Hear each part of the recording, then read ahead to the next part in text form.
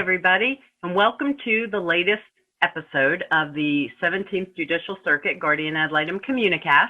My name is Adina Wilson. I'm your host for this episode, and with me is Ana Ferrer, who is the Human Services Administrator for the Nancy J. Cotterman Center. Hi, Ana. Thank you for joining me. Hi, Adina. Thank you for having me. Why don't you tell us briefly what the Nancy J. Cotterman Center is for those of our viewers who don't know? Nancy J. Cotterman Center is a Broward County agency within the Human Services Department, Crisis Intervention and Support Division. And we've been around actually since 1977. And we are the only certified rape crisis program and accredited children's advocacy center for the Broward County. And we provide services to individuals who have experienced child abuse, sexual violence, or human trafficking. And we provide that crisis intervention. We offer the medical exams, which might include forensic evidence collection. Throughout the process, we provide advocacy, accompaniment, additional crisis support. And then in addition to that, we are able to provide therapeutic services in the long run. The goal is to really have this one place where this individual feels comfortable to help them through their healing journey. So what is your background that brought you to this center? And what are you doing there now in your position? I'm a licensed mental health counselor, and I've been working in the field of victim services now for over 20 years.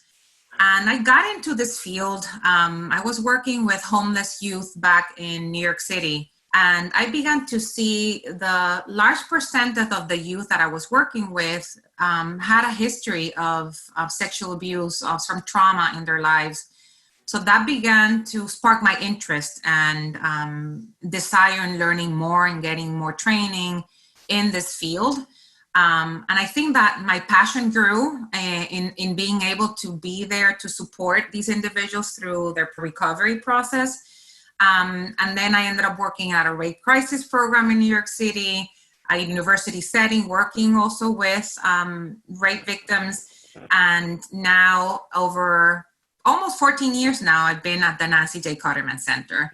I was there as a counseling unit supervisor first, and now I'm the administrator overseeing the crisis unit and the counseling services for the center. And one of the reasons that we've got you with us today is because January is Human Trafficking Awareness Month. So what kinds of things have you all had going on? Yesterday, we had a community presentation. Actually, we had over 70 people participate, and it was a Human Trafficking 101 presentation. And we continue to have and offer these presentations to the community and to individual agencies. And it doesn't have to be an agency or an organization. It can be, let's say, a group of parents or any group of community members that are interested in learning about the issue. Right now, we're doing it virtually because of COVID. We can do it in person. The venue allows for proper social distancing, right, but we will make sure that we can accommodate whatever is being requested.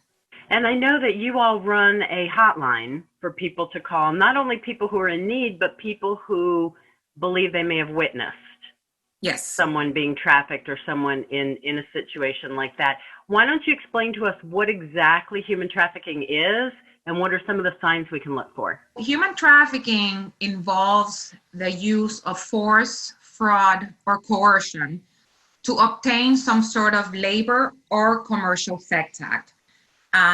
Important to clarify that the force, fraud, and coercion is not needed for a minor. So any minor involved in these types of commercial acts are considered being trafficked. So anybody who has questions about this can definitely give us a call. But for people to be aware that Florida is the number 3 state in the nation for cases of human trafficking, as per the National Human Trafficking Helpline. And I think that sometimes people think that individuals who experience this are individuals who are foreign born that are coming to this country, but it's important for people to be aware that it could be our neighbor, our children, our church community. It can be really anybody. It could be anybody. And in addition, also that it doesn't also, sometimes people think that children who experience this are children that may be in the dependency system, when in reality, again, is what we call community kids. That are, again, anybody who's out in the community. We have situations of children being trafficked and picked up at their school, but then going home at night. So it's not only these foreign-borns or these children in dependency. It's really anybody. It's really an equal opportunity crime. You're telling me that kids could be living at home, correct, and be trafficked during the day, and then correct, go back home. Yes. And we as parents might not know. Correct. That's yes. Scary. So I think that some of the things that you might want to look out for is have like maybe more money than usual, or let's say that they have a new phone, or they're getting their nails done, that you know that they don't really have the money to do those things. So asking questions about, well, how did you get that? And being curious about things that you see. Some might have some physical bruises, some might have tattoos.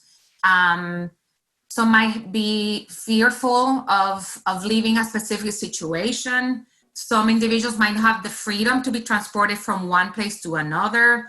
I think depending on the situation, you're going to be looking at different factors that might be indicators. But I think it's having your eyes open and making sure that individuals that are going through this experience are fearful and are not going to be speaking out.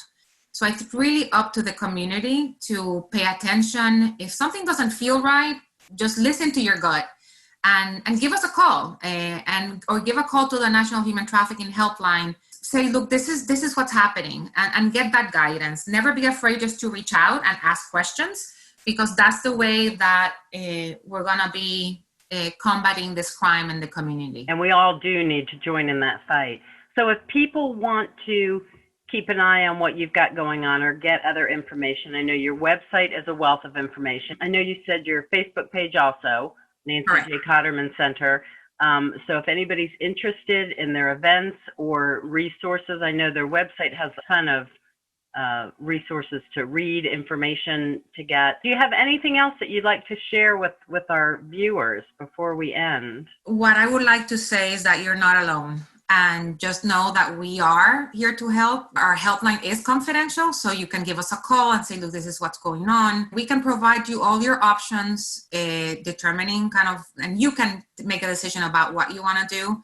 Just being aware that if you are a minor, and we do have the responsibility of reporting because we are mandated reporters. But again, you can call anonymously. You can, hey, this is a situation. Also, if you're seeing something that you're not sure of, you can say, hey, this is what I'm seeing. What do you think? So we are a resource as support, not only to victims, but also for the community. So we welcome anybody reaching out. But I think that the overall message after all of that is that you're not alone, and NJCC is here to help. Wonderful. You're not alone. There is help, which is fantastic, because that's got to be scary for them. If you are interested in volunteer opportunities, of course, be sure and consider us, the Guardian Ad Litem program, because we're also working with children. Ours are in the dependency system. Both these great organizations are there to help our community get better. Ana, thank you for joining me. Thank Everybody you. Have a wonderful weekend. Thank you.